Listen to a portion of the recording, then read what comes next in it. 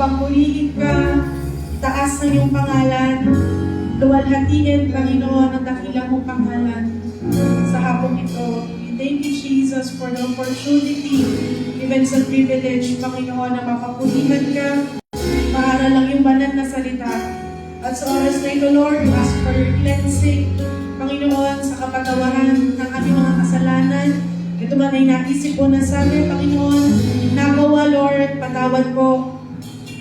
Linisin kami ng banal na dugo ng aming Panginoong Jesus upang malayang makakilos ang banal na Espiritu sa aming mga buhay, panging sa aming kalagitnaan sa hapon ito. Thank you, Jesus. Thank you, Holy Spirit. Sa oras na ito, we claim the victory, Panginoon. We claim the victory, Lord, ng aming pong gawain. Salamat po, Panginoon. You are the peace, O God, that guards our hearts. Lord Jesus. You are the peace that guards my heart, my help in times of need. Lord, you are the hope that leads me on. You are the hope that leads me on and brings me to my end. To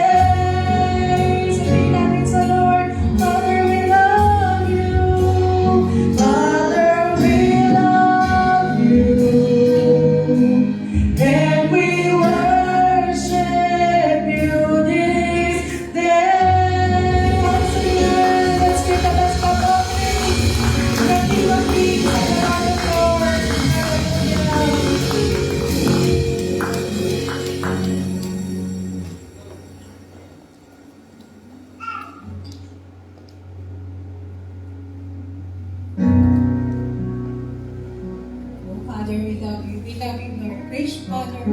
Praise you, Lord. Hallelujah. Salamat po, Diyos, sa hapon nito. Salamat po sa kapatiran na nabigyan ng panahon sa pagtitipon na ito. Salamat po, Panginoon, sa buhay ng bawat isa, Panginoon. At pinupuri ka namin, Lord. Tinataas namin ang iyong pangalan. Ikaw nga po ang Panginoon, ang makapangyarihan sa lahat. Ikaw nga po ang may control sa lahat ng bagay. At bago nga po kami lumayo sa aming gawain, sa hapon ito, humihingi po kami ng paglilinis sa anumang karamihan na nakikita po sa aming mga sa aming mga nasabi na isip at nagawa, Panginoon. Patawag na po, Panginoon, at sa hapon ito, sa aming magiging pagtitipon, Panginoon, sa aming prayer meeting, Panginoon. Bigyan mo nga po ng knowledge and wisdom, Panginoon, na nagmumula lang sa iyo ang gagamitin mo na naghahayag sa iyo ng salita, Panginoon. At sa bawat isa na makikinig, Panginoon, pagkalooban mo nga po kami ng mga pang-unawa, ng heavenly knowledge, Panginoon, upang magaling namin ito sa araw-araw na pamumuhay, Panginoon. At sa mga darating pa, Panginoon, sa mga hindi namin nakasama, Panginoon, bibigyan mo nga po ng mga tayo na nakasama namin sila sa ganitong pagtitipon, Panginoon, sapagkat sinabi mo nga po na mahalaga ang mga ganitong pagtitipon sa aming buhay Kristiyano, Panginoon. At ito ang samang dalangin sa pangalan ni Jesus, aming Diyos sa pagpapiligas.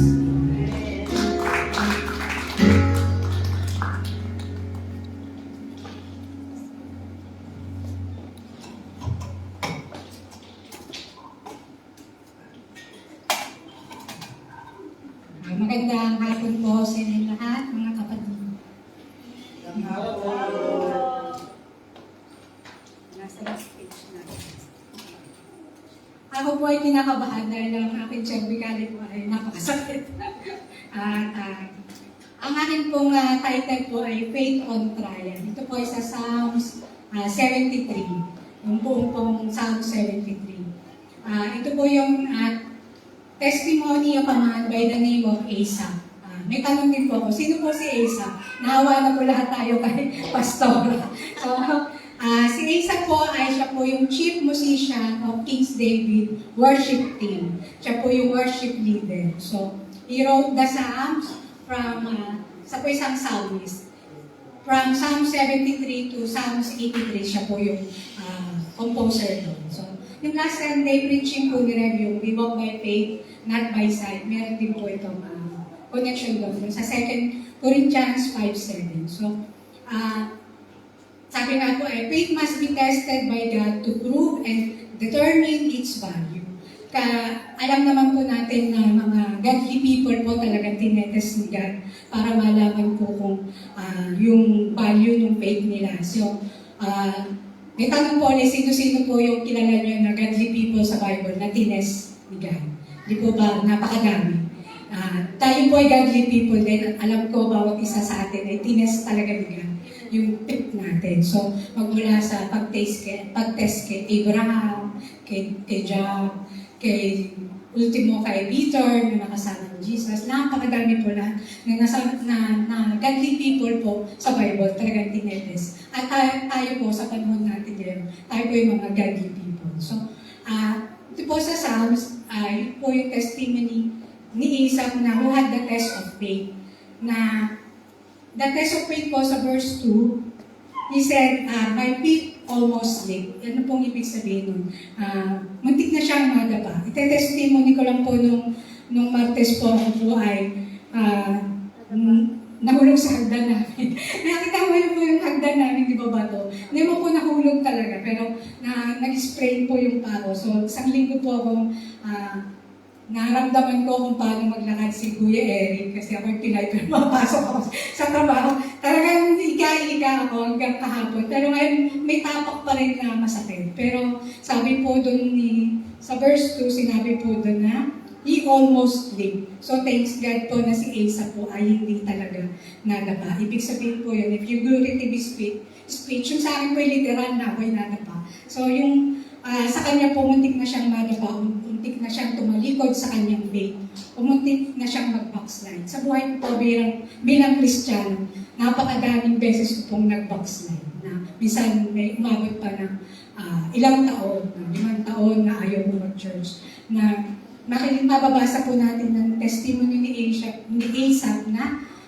naramdaman din po niya na ayaw na niyang mag-church. So, bakit po? Dito po sa verse 3, kung babasahin po natin, sabi doon, "For I was envious of the boastful when I saw the prosperity of the wicked."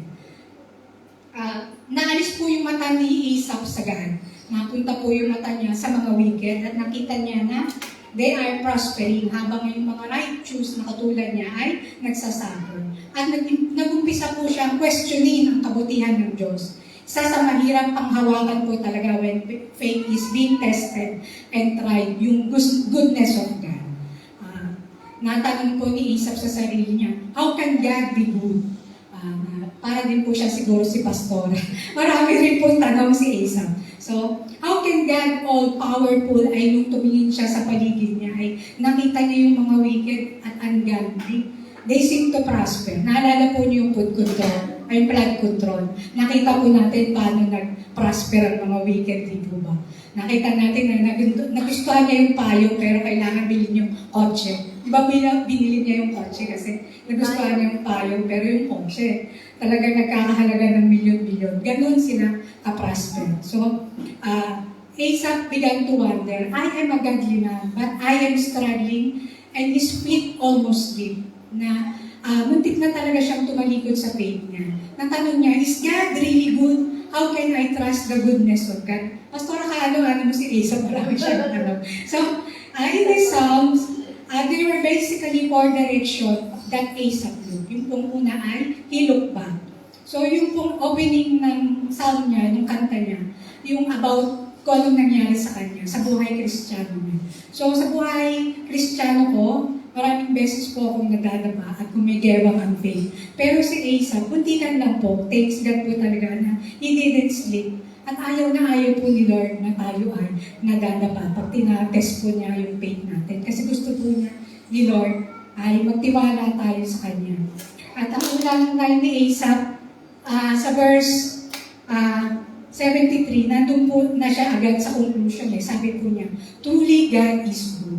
Actually po, ang sabi niya, God is always good. Na-realize po ni Asaph na no matter what we see, no matter what we hear, no matter what we experience, God is good. Na alam po natin yung kanta niyo, all the time, God is good. And no matter what happens, God is good. Yun po yung God doesn't change. Yung po tinatawag ng mga theologians na immutability of God. Na He never changed. Tayo po nagbabago. Ako po nagbabago. Nung high school po kami, payat po kami ni Sister Karen na wala pa po kaming salamin. So, talaga pong tayo ay nagbabago. Pero sa story ni Asaph, question niya whether or not kung may value o any use yung pagiging clean heart ng isang Kristiyano.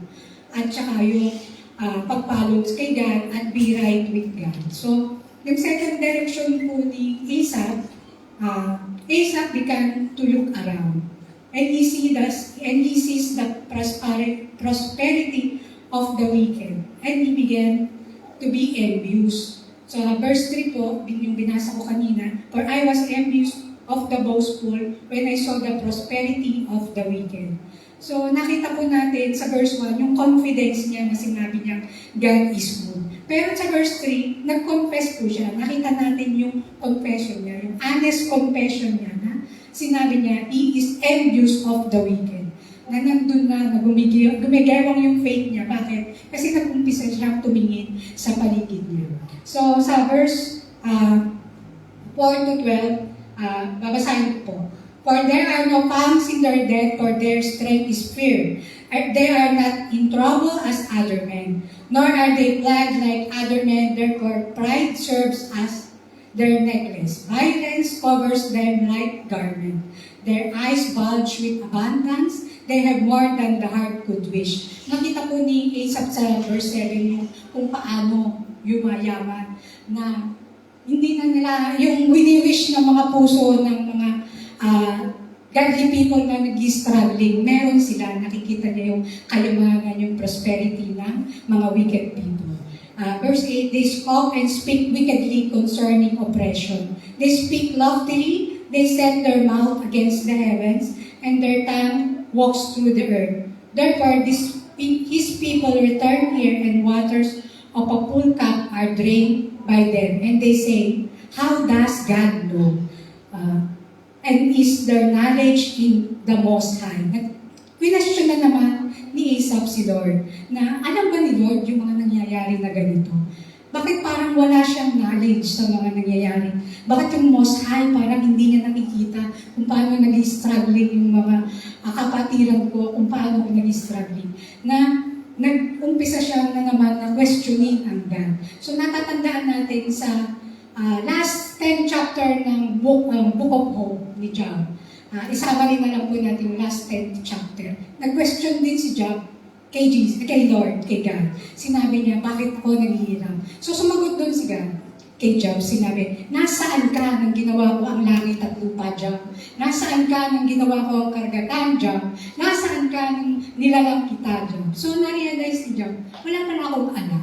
So, kailangan nating maunawaan na God is a lot smarter than us. Bakit? Because God is infinite and God and man are finite. So tayo merong limitasyon. God is omniscient, He knows everything, and and man know very little. And there's a lot we don't know. We don't know and understand why God allows and God does allow. Yung mga bagay na ina-allow niya at yung mga bagay na hindi niya ina-allow. So, nagkaroon si Asaph ng conclusion na God is really good, na na-realize niya na wicked people ay nasa slippery path. So, napapunta sila sa destruction. Alam po ninyo kung ano yung destruction. They are going to hell. So, Asaph realized na God is with me, God watches over me, God is keeping me, and when I die, I will go to heaven. Yun ang hindi na-reach ng conclusion ni Job. Pero si Asaph, na-realize niya, yung nagkaroon si Asaph ng perspective, eternal perspective view, yung long view, yung nakita niya yung ending ng kahihinat ng godly people at saka ng wicked people. So, sabi nasa natin sa verse 4 to 12, Satan wants to deceive us. Nakita natin na lagi tayong pinapakita sa atin lagi ni Satan kung ano ang meron sa mundo. Pero kung naaalala nyo, kung kilala nyo yung the richest man that ever lived sa Bible, sa mundo ito. Di po ba si Solomon, si King Solomon, siya yung richest man that ever lived, na kahit ano gustuhin niya, makukuha niya. Nung ginusto niya magkaroon ng 1,000 na asawa, di ba, nakuha niya. So, pero nung nandun na siya sa tuktok ng karanyaan, ng kayamanan, di ba pa sinabi ni Solomon na it's all vanity and it's all emptiness. So, pag ang isang tao po, di po ba, yung tulad ng mga korap, di po ba, nung ano pang tawag sa atin, sa Senado, di po ba, nung magkaroon ng hearing, di ba, paunti-unti pa lang nung una na binibigyan sila yung sa corruption, pero they want more. Hanggang trillion na yung nakokorrupt nila. Kasi, pagdating mo dun sa taas, yun ang sinasabi na pag binigyan ka ng kamay, gusto mo na yung buong katawan. Ganun ang wicked Ganun ang mentality ng wicked people. So, Asaph look back, and Asaph look around. And Asaph thought that God is not fair. Kasi, tumingin siya sa paligid niya. So, nagkaroon siya ng third direction sa verse 13 to 16. Paano po yun? He looked within. So, tumingin siya sa kalooban niya. So, basahin po natin from 13 to 16. Surely I have cleansed my heart in vain, and washed my hands in innocence. For all day long I have been plagued and chastened every morning. And if I had said, I will speak thus, behold, I would have been untrue to the generation of your children. When I thought how to understand this, it was too painful for me. So, nung mineditate niya yung sarili niya, na all day long maraming lumalason sa isipan ni Isa. Nababagabag siya, stress siya. Kasi yun ang nararamdaman niya. Sabi niya, this is painful for me, Lord, sabi niya. Pero di ba po pag tayo may mga bigat ng kalooban, pag marami tayong agam-agam, pagka gumagewang yung pain natin kay Lord, nararamdaman natin, napakasakit, umiiyak tayo kay Lord. Lord, nasasaktan ako kasi nawawalan ako ng tiwala sa'yo. Ganun yung nangyari kay Isaac, na nag-turn of direction siya sa verse 14 na he woke up with chastening. Ano pong ibig sabihin nun? Nagkaroon na siya ng conviction. Nagkakaroon siya ng guilt every morning tuwing nagigising siya.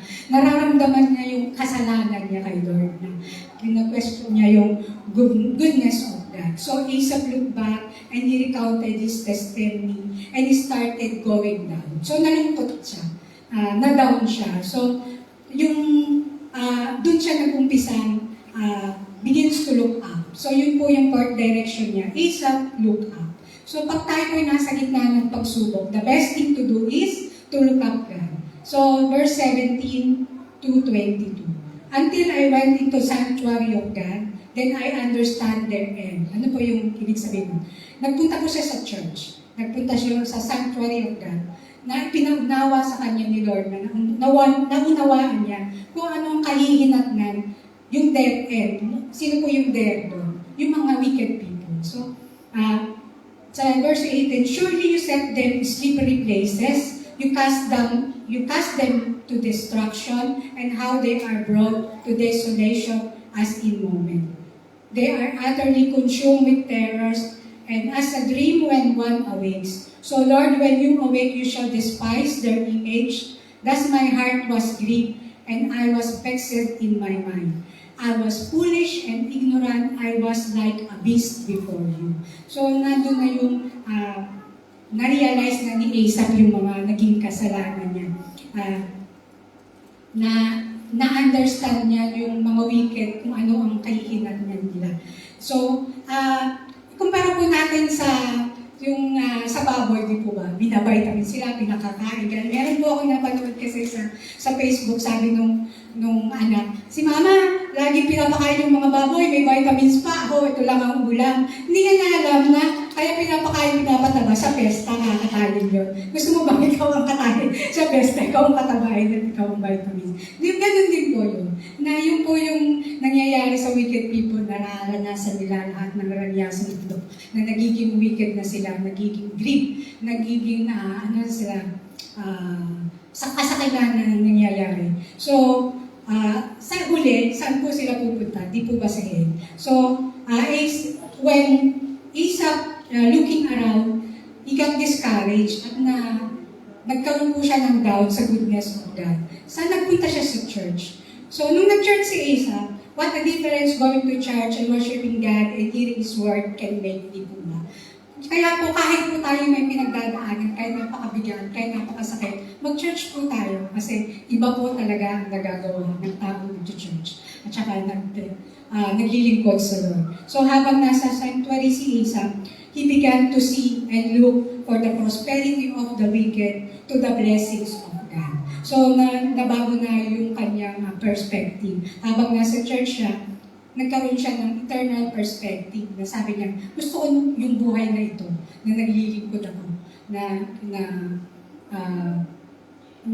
narito ako sa church. So, kung tayo po ay papipiliin na kung halimbawa po na hindi totoong walang heaven, pero alam po natin na totoong may heaven, gusto ko pa rin po ng buhay Kristiyano.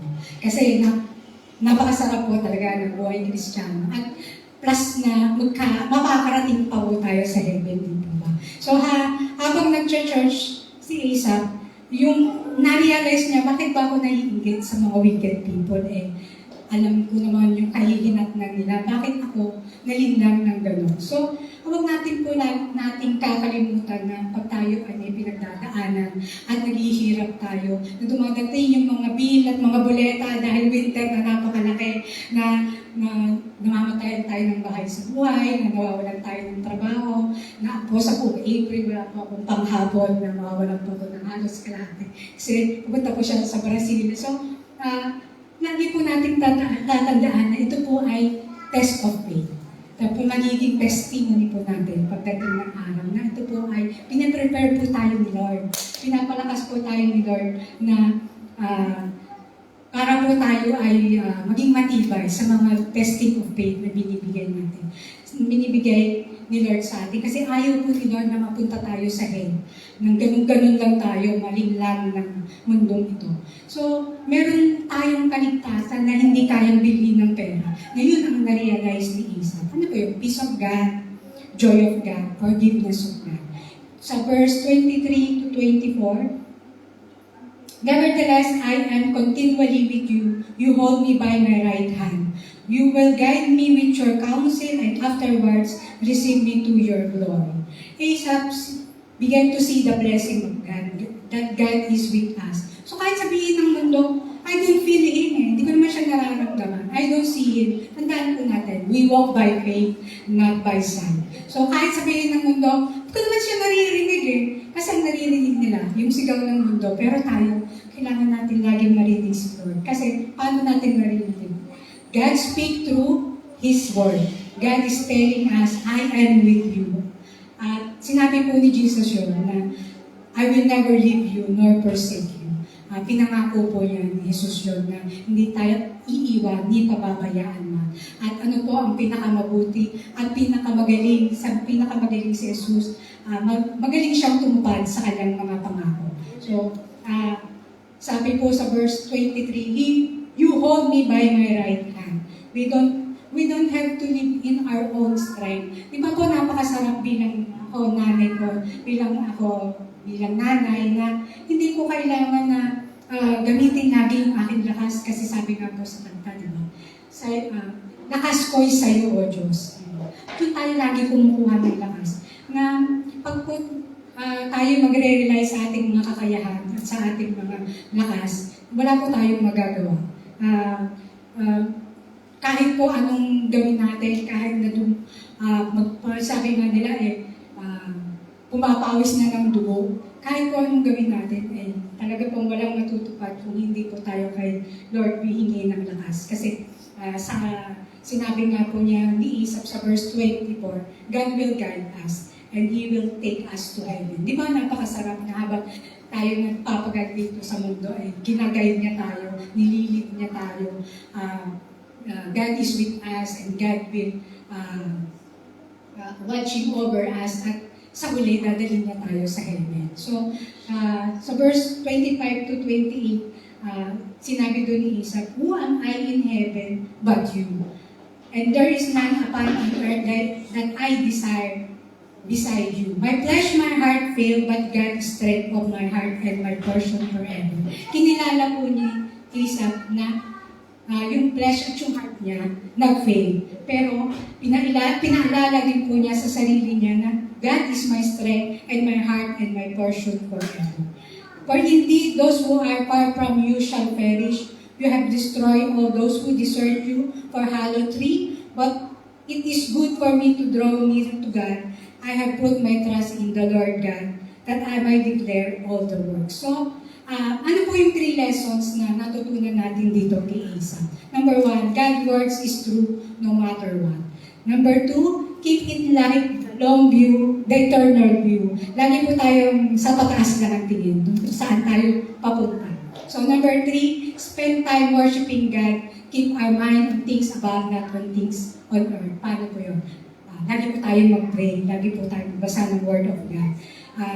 Mag-devotion, fellowship, communication sa ating mga kapatiran, communication with God, na wag po tayong mag-rely sa ating mga sarili lang. So, sa cell group po namin, I want ko kung nauumay na sila, kaya lagi kong sinasabi doon na ang pagiging Kristiyano ay ongoing, habitually, continually. Na sinabi din po dito ni Asaph sa verse 23, Nevertheless, I am continually with you. So, sabi niya, kailangan kong magpatuloy lagi sa iyo. So, yun po ang lagi kong sinasabi sa group chat na, sa group namin na pagiging Kristiyano ay dapat ongoingly, habitually, continually. Bakit ko po yung lagi nasasabi? Kasi may times po na ako ay nag-stop.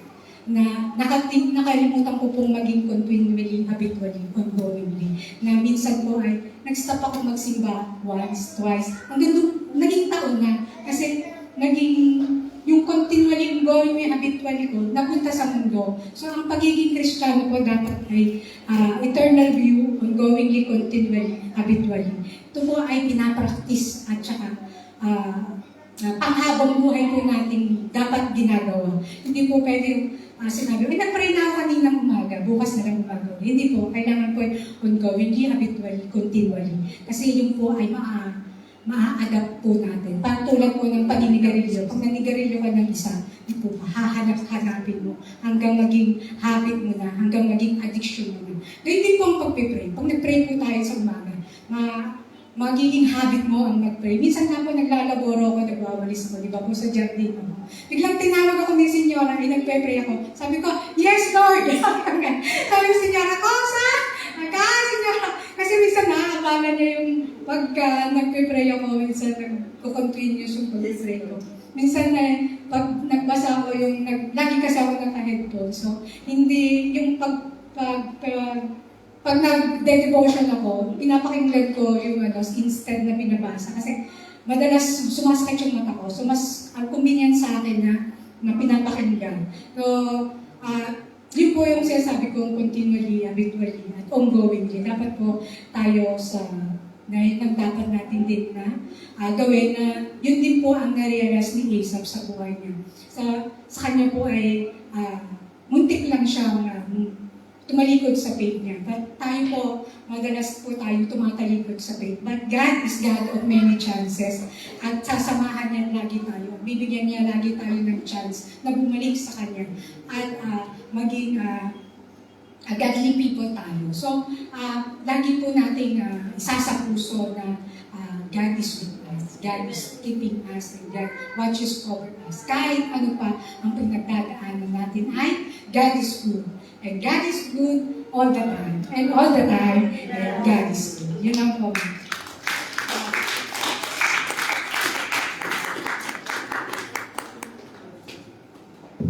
Glory to God sa buhay mo, Sister April, May, June, July. Nakakatuwa na po. Sa buhay ni Asaph siguro, ang dami natin mapupulot kasi parang buhay Kristiyano na katulad natin, daming tanong, dami nakikita. Pero at the end of the day, he realized that God is the strength. Yung lakas mo, galing pa rin sa Kanya. Sa oras na tayo nangihina, sa oras na tayo ay nawawaglit dahil sa mundong ginagalawan natin, sa mundong nakikita natin, sa mga kasamaan na nakikita natin sa mundong ito. Si Asaph nangyari kasi po sa Kanya yon.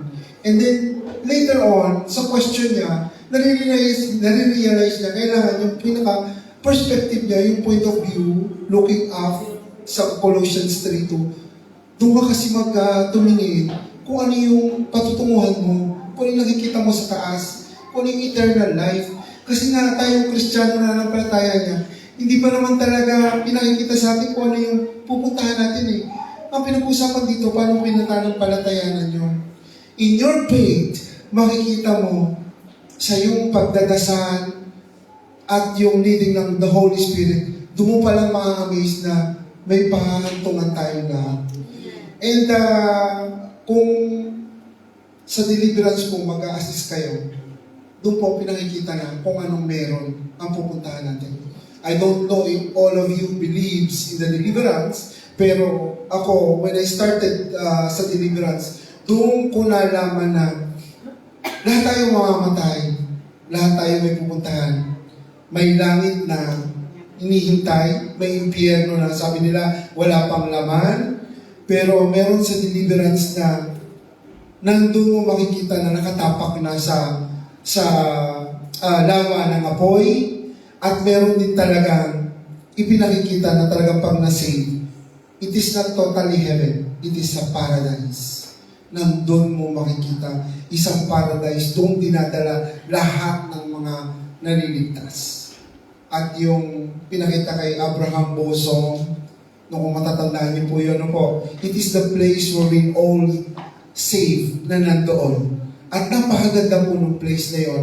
Ipinakikita po lahat yun sa deliverance. Kaya, noong una, nalilito ko kung maniniwala ba ako sa sinasabi ni Bishop, naniniwala ba ako sa sinasabi ni Jerry, kasi nga, hindi ko pa ako nagdi-deliverance. When I step on that place, na ako na yung nagdi-deliverance, ako na yung unti-unting na-amaze. Kasi, the angels of the Lord move. Talagang siya yung mga soldiers ni God. Angels of the Lord. Sa lahat ng pag sinabi mong igapos, sabi mong kalagan, ialis dyan, huwag pakilusin. That is the work of the angels of the Lord. The revelations of God passes by unto you through the Holy Spirit. Ito yung maririnig mo. Ito yung ma-amaze kang sasabihin sa'yo kung ano yung kinakaharap mo. Because hindi naman po yung battle sa atin eh.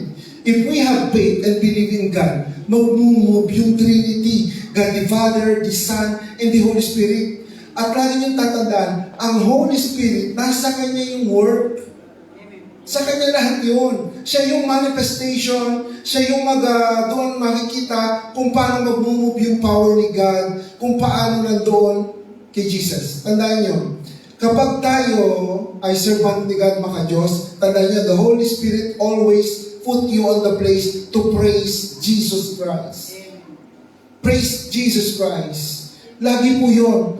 Lagi kayong hahatakin na worship them, praise them. Kasi yun lang po yung way to open our heart and mind to communicate God. Hindi yung magpe-pray lang tayo ng pray na ganyan. Ang gusto ng Holy Spirit sa atin muna is yung ludare to praise them.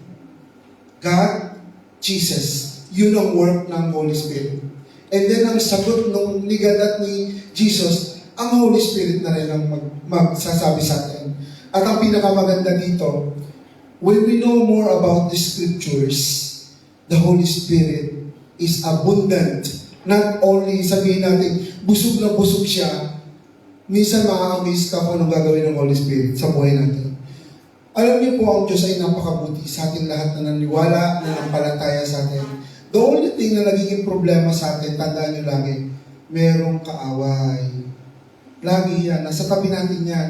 Pag-iisip ko parang aawayin ka na inaaway mo na yung sarili mo and the Holy Spirit. Kasi hindi magtatagpo yun eh. Pero huwag niyong ikakalag ang sarili niyo sa pananampalataya. Kasi yan talaga yung pinakamabisa. Yung faith natin, doon tayo talaga nagkakameron ng struggle kapag nagpapagulo na sa isip natin if we're going to believe or we have doubt doon sa ibinibigay na revelation at itinatarik ng kaaway sa isip natin, doon tayo mako-confuse. At doon nagkakameron ng struggle ng Christians. Through doubt about what is happening at yung gusto mangyari ng Diyos at ang pinagagawa sa inyo. Pag nagkameron tayo ng doubt noon, nahihirapan na tayo. Kaya siguro pinakamaganda ngayon, continuously tayong mag-pray. Mag-pray tayo na mag-pray. Kasi kahit pa sabihin natin, we know more about the Scriptures, alam na natin ang story about the Bible, alam na natin itong gospel. Di ba sinabi ko nga sa inyo, ang gospel hindi aapat. Di ba? Matthew, Mark, Luke, John. 5 ang gospel. Ang panlima ay kayo, tayo. Kasi yung 4 na yun, hindi yun mag-work at hindi makikita yun without us. Ikaw nakakalang yung story ni Jesus Christ. Yung buhay natin sa mundo to, ikaw magpapakita. Paano na, di po ba? Kung hindi tayo gagalaw, we are the peak gospel in the Bible. Kung paano natin tatrabahuhin. Kasi hindi lahat po ng tao na nababasa ng Bible. I'm sorry for that. Kaya ikaw yung mag-i-explain sa kanya sa pamamagitan ng ipinamumuhay mo, nasa buhay mo, nakikita sa buhay mo, at naririnig sa labi mo. And that is the big gospel of the Bible. Tayo po'y tumayo at tayo ay manalangin.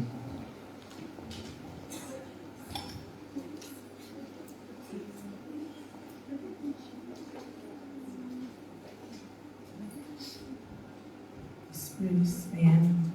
Sige po, minsan pa ibigay po natin sa Lord yung the best of Tunay, Panginoon, mabuti ka, karapat-dapat na po, Lord God, sa lahat ng aming papuri, sa lahat ng aming pasasalamat, Lord God, dahil ikaw ay nananatiling tapat, nananatiling mabuti sa buhay ng bawat isa po sa amin. Inaamin po namin, Lord, kami ay nagkakasala, kami ay nagkakamali, Panginoon, nadidisappoint ka namin, nasasaktan ka namin, and Lord, still faithful ka.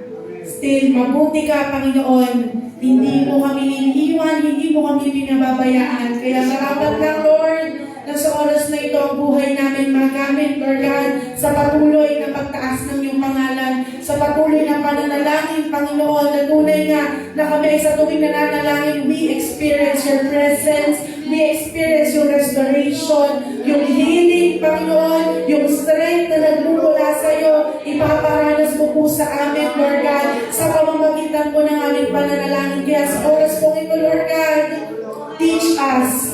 Ituro niyo po sa bawat isa sa amin, Panginoon, ano ba yung dapat namin ilapit sa iyo? Ano ba yung mga dapat namin ipanalangin sa oras na ito? Dahil tunay, Lord, wala kaming magagawa at wala kaming kayang gawin. Panginoon, kung wala ang biyaya mo, wala ang pagsama at pagkilos ng Banal na Espiritu sa aming mga buhay to reveal and to help us to pray, Panginoon.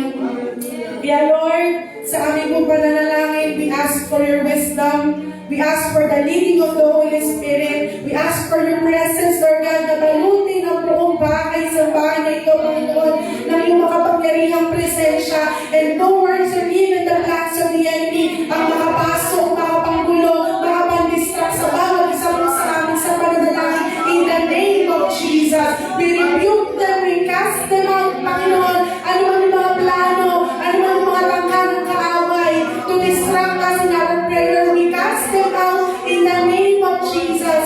Panginoon, tunay, Lord, ang katagumpayan ko ay nasa sa amin na. Ang pagkatalo ng kaaway, Lord God, ay inaangkin po namin sa aming pong kalagitnaan in the mighty name of Jesus. Kaya, Lord, tulungan niyo po ang bawat isa po sa amin na in our prayer sa hapong ito, bababad kami, Panginoon, sa presence mo. Saturate our church, Lord God, with your powerful and mighty presence, Lord God. And we believe, ikaw ay nasa aming kalagitnaan. Kikilos ang Banal na Espiritu sa oras na ito.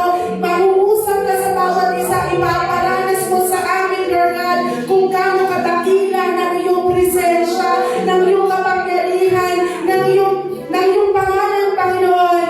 Dahil, Lord, sa iyo lang talaga ang lahat na nagmumula.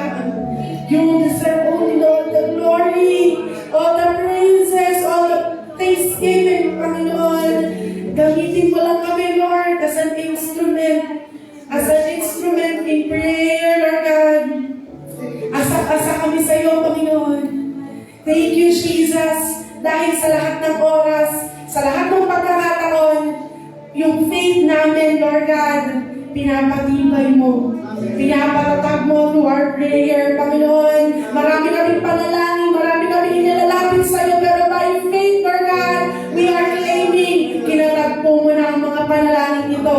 Ibinigay mo na sa amin, Panginoon, ang mga panalangin ito, even, Lord, yung mga personal prayers namin, personal desires and plans, Lord God, na patuloy araw-araw nilalatag namin, isinusuko namin sa iyo, we believe, and we are claiming, Panginoon, yung grand, Lord God, mga panalangin ito, ipagkakaloob niyo po sa amin, according to your perfect time, Lord God, according to your perfect will, Lord, dahil tunay, Lord, wala kaming control, hindi namin alam kung ano mangyayari, Panginoon, sa mga susunod na araw, sa mga susunod na taon, susunod na buwan, Panginoon, pero we believe in you, we have faith in you, Lord God, at naniniwala kami, kita mo ang aming mga buhay, kita mo ang aming mga puso, Panginoon, kami ay sasamahan mo all the way, Lord God, hanggang makarating kami sa dulo, Lord God, ng aming paglilingkod, ng aming buhay, kasama ka po namin, Lord God.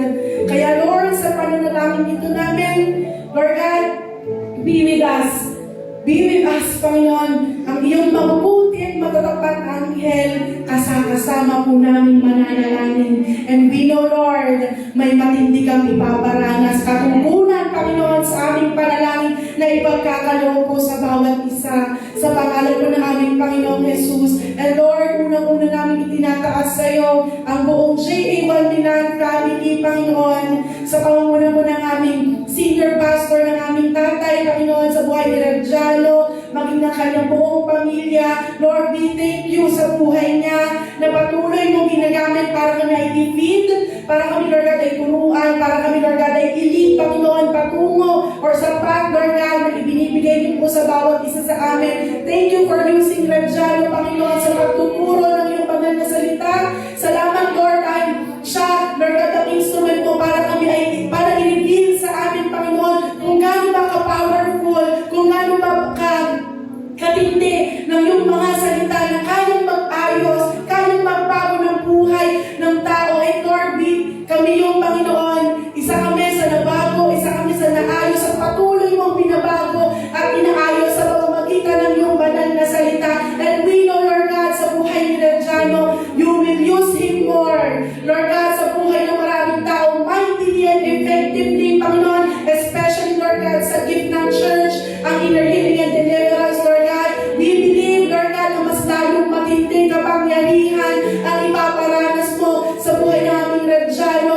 upang siya ay gamitin, Lord God, as an instrument, maranasan ng maraming tao, Panginoon, kung gaano katindi ng kapangyarihan mo, na kayang magligtas, na kayang magpatawad, Panginoon. Kaya Lord, bless him more, use him more, Panginoon, always hide him, O God, sa iyong likuran at walang ibang makita at mataas sa kanyang buhay, kundi ikaw lamang, Panginoon. Always anoint him with your oil, with wisdom, Panginoon, in every plans, in every decision, Panginoon, ito man, Lord, sa church, even sa kanilang family, Panginoon, yung desisyon, yung plano na yun, Panginoon, inilalatag sa iyo by faith, and they are claiming it, Lord God, with faith na mangyayari sa kanilang mga buhay.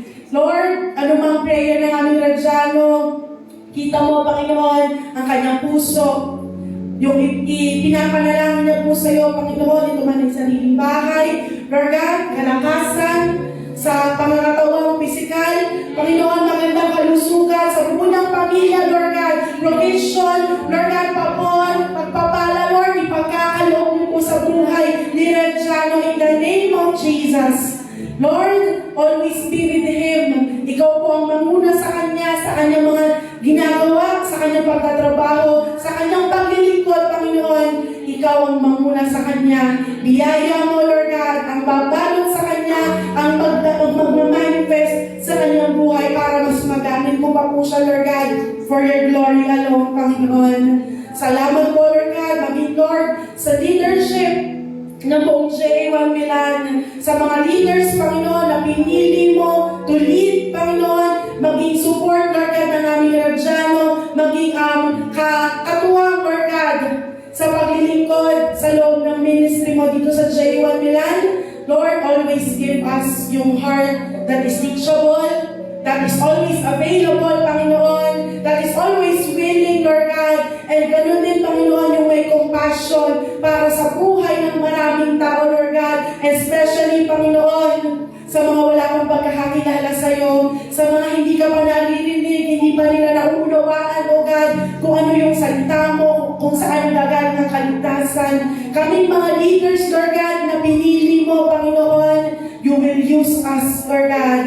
Kung paano niyo po ginagamit ang aming Radyano, Lord, padaluin niyo po rin sa aming bawat mga leaders, Panginoon. Always open our hearts, our spiritual minds, eyes, ears, Panginoon. Marinig namin yung boses mo. Marinig namin, Panginoon, yung leading mo. Maging sa tulong ng banal na Spirit kung makalakad kami, Panginoon, ng may pananampalataya, Lord God. Dahil tunay, hindi po namin kaya. Wala po kaming kaya, Panginoon, kundi asang-asa lamang kami, Lord, sa iyong biyaya. Nakakapaglingkod kami, nakakapag-share kami, nakakapagpuri kami, nakakasamba kami, Lord God, because of your grace. Kaya, Lord, patuloy mong ibuhos mo sa amin ang biyaya na nagmumula sa iyo, kalakasan, yung kagalakan sa paglilingkod, Lord God, ay patuloy na mamutabi sa aming mga puso, sa aming mga labi, sa aming buong pagkatao, Panginoon. Balutin kaming palagi ng banal na Espiritu. At maranasan ng mga tao, bawat nakausap namin, bawat mahawakan ng aming mga kamay, matapakan ng aming mga paa, Panginoon, will be blessed, Lord God. Dahil kasama ka namin, kami ay sinasamahan ng banal na Espiritu. And they will also experience, Lord God, yung power, yung anointing na nagmumula sa iyo, using us, Lord God, as your instrument, Panginoon, sa ministry ng JA1 Milan.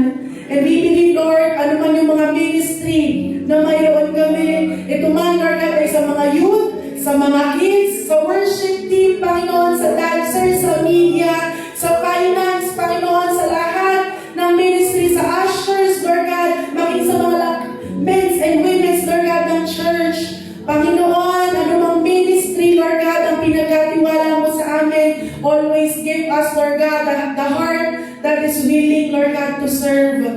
Tulad ng Panginoong Jesus, He is always willing to serve and not to be served, Panginoon. Kaya sa amin, Lord God, na mga leaders, mga support, Panginoon, ng Harira Radyano, always put in our hearts the willingness to serve, Lord God. Gagamitin mo kami para maglingkod sa mga tao, maglingkod sa bawat isa po po sa amin dito sa loob ng church. And we know, Lord, you are always the center of every ministry.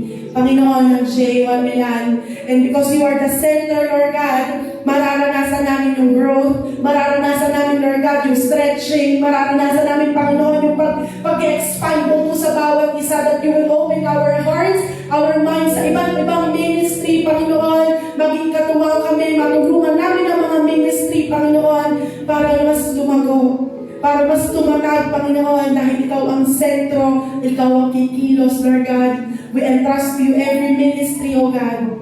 Kilusan mo, Panginoon, ang bawat chairmans, Lord God, na inatasan to lead every ministry. And we know, Lord, sasamahan niyo po ang bawat isa po sa amin para mapangunahan ng maayos at ng tama lahat ng ministry, Lord God, ng J1 Milan, in the name of Jesus. Salamat po, Lord God, at naniniwala din po kami na sa aming ministry na ito, we will experience the harvest, Panginoon. We will experience multiplication. We declare, we claim it, Panginoon. Gagamitin mo kami sa bawat pamilya. Gagamitin mo kami sa bawat bata, kabataan, Panginoon. Lord, you will use us to reach them out, Lord God, at madala sila sa iyong paanan. Lord, we believe at J1 Milan, gagamitin mo para sa kaligtasan ng maraming tao dito sa Milano in the name of Jesus. And Lord, ano man na nakikita mo, Panginoon, na distraction ng kaaway, ano man na nakikita mo na panggugulo ng kaaway sa aming mga isipan, sa aming mga puso, Lord, anything na ginagawa ng kaaway sa aming mga buhay, Lord, pinapalayas po namin ito, Panginoon.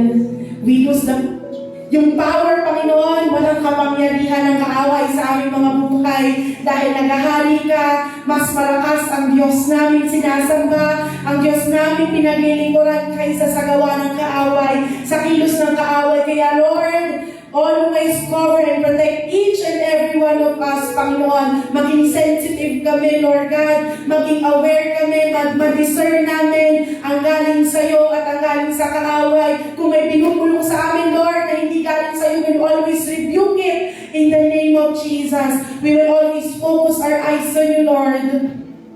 When we know, Lord God, sa pag-focus namin sa aming mga mata sa iyo, sa paglakad namin sa paglilingkod, Lord God, kasama namin ang libo-libo mong anghel to protect us, Panginoon, at naniniwala ako, Lord, kami ang bawat isa sa amin sa oras na ito. Grabe, Lord God, ang pagkilos ng mga anghel sa lugar na ito.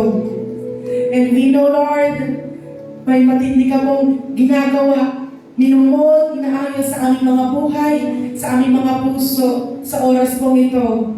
Dahil kami ay gagamitin mo pa, Panginoon, more, higit pa sa aming ginagawa at inaasahan, Lord God. Kaya Lord, we entrust to you ang buong ministry ko, Panginoon, ng J1 Milan at anumang pangangailangan ng church. We declare, we claim it, Panginoon, at nasa amin na po yun, O God. Tunay na walang lingkod mo, walang ministry mo ang nagkulang, naghirap, Panginoon. We know, ang buong J1 Milan, kasama, Lord God, ang buong leadership, ang buong members ay super blessed, Panginoon, and highly favored. And Lord, we know, kami ay gagamitin mo to be a blessing sa maraming tao, Panginoon. Kaya Lord, sa iyo po namin tinitiwala ang buong ministry ng J1 Milan. At ganun din, Panginoon, sa aming pong gawain sa araw ng bukas. Praise and worship, Lord God, sa pangunguna ng iyong mga lingkod, sa mga magpapakanta, sa mga worship lead, sa mga tutugtog, Panginoon, maging sa mga sasayaw, Lord, we claim, Lord God, ang katagumpayan po ng aming praise and worship. Samahan ang bawat isa po sa amin sa pagpupuri pa lang ng banal na Espiritu upang maibigay namin yung the best namin sa iyo. Because Lord, you deserve the best. You deserve everything na galing sa aming mga puso. Lahat ng papuri at pasasalamat na puno-puno ng kagalakan, Lord, you deserve it. Kaya Lord, sa aming pagpupuri pa lang, sa aming pagsayaw, Lord, ibibigay namin ang all namin. All in all, Panginoon, our best para lamang sa iyo, God. Kaya gamitin mo ang iyong mga lingkod, nakakanda at tutugtog, sasayaw, maging daluyan ng bawat isa sa kanila. Lord, ng iyong presensya magbukas ang buong kalangitan at ibuhos ang iyong presensya sa aming buong kalagitnaan. Salamat po, Lord God, at maging sa iyong mga anak na gagamitin mo sa opening prayer, tithes and offering, closing prayer. Panginoon, gamitin mo lamang ang bawat isa sa kanila, Lord, as an instrument para makita yung kadakilaan mo sa buhay nila. Ngayon pa lang, i-prepare mo po ang kanilang mga puso, ang kanilang mga isipan, Panginoon, at sa kanilang pagtayo, there is power coming from you, O God. At maging sa iyong lingkod, na gagamitin mo maghahayag ng iyong banal na salita, Lord, hide him or her at the back of your cross at walang ibang makita sa kanyang buhay kundi ikaw lamang, Panginoon. Makasik na ang iyong mga salita, Lord God, ng may kapangyarihan at patuloy na makatulong ang iyong mga salita, Panginoon, para ang bawat isa po sa amin na makikinig, ma-recharge, ma-restore, mag-apoy muli, Lord God, especially sa amin nilalakaran ngayong buwan na ito about faith, Lord, patindi ng patindi, pataas ng pataas ang aming pananampalataya sa iyo, sa biyaya mo at sa tulong ng banal na Espiritu ng Panginoong Jesus. Kaya Lord, fill, Lord God, ang iyong lingkod ng wisdom, ng anointing coming from you. And we know, Lord, ang iyong mga salita ay magiging ang makapangyarihan sa paghahayag sa araw ng bukas sa pangalan po ng aming Panginoong Jesus. Kaya Lord, sa iyo po namin tinitiwala ang buong Sunday service, simula sa umpisa hanggang sa matapos, Panginoon, sa victory hanggang sa aming eating fellowship, Lord God, ikaw ay nasa aming kalagitnaan, and we claim, Lord God, yung katagumpayan po ng araw ng bukas sa pangalan po ng aming Panginoong Jesus. At ganoon din, Lord, truly, Panginoon, sa iyo po namin tinitiwala ang mga panalangin ito, God. And anuman, Lord God, yung mga personal prayers ng yung mga anak, yung mga personal desires, Lord God, na ibinibigay sa iyo, Panginoon, we declare, we claim it in the name of Jesus. Ito po ay